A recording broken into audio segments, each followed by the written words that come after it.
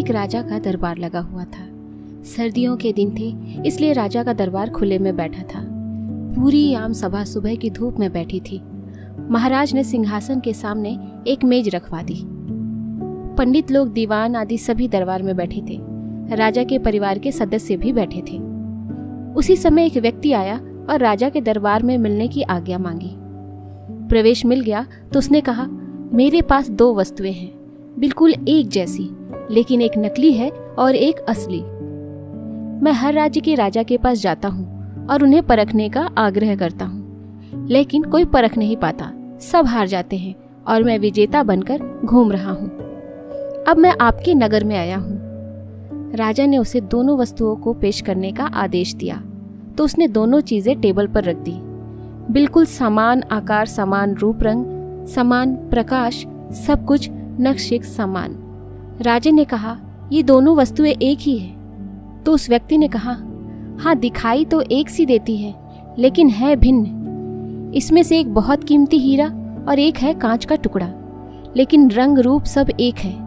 कोई आज तक परख नहीं पाया कि कौन सा हीरा है और कौन सा कांच।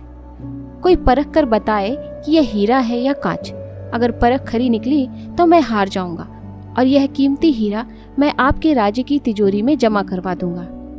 यदि कोई न पहचान पाया तो इस हीरे की जो कीमत है उतनी धनराशि आपको मुझे देनी होगी। इसी प्रकार मैं कई राज्यों से जीतता आया हूँ।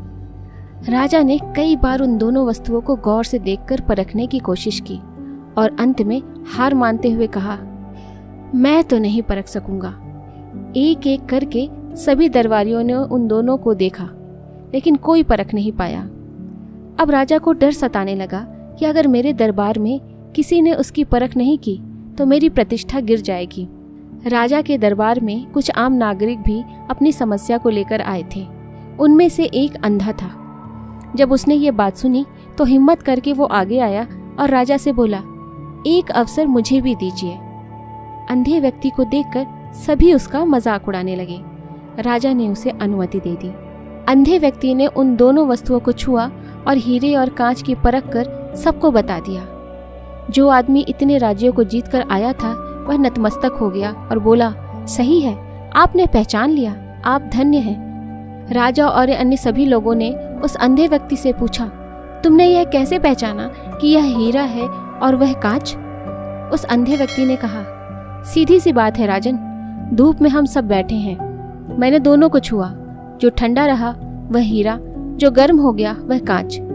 अंधे व्यक्ति के मुंह से ऐसी बात सुनकर हर कोई अवाक रह गया और सोचने लगा, इतनी छोटी सी बात हम क्यों नहीं समझ पाए।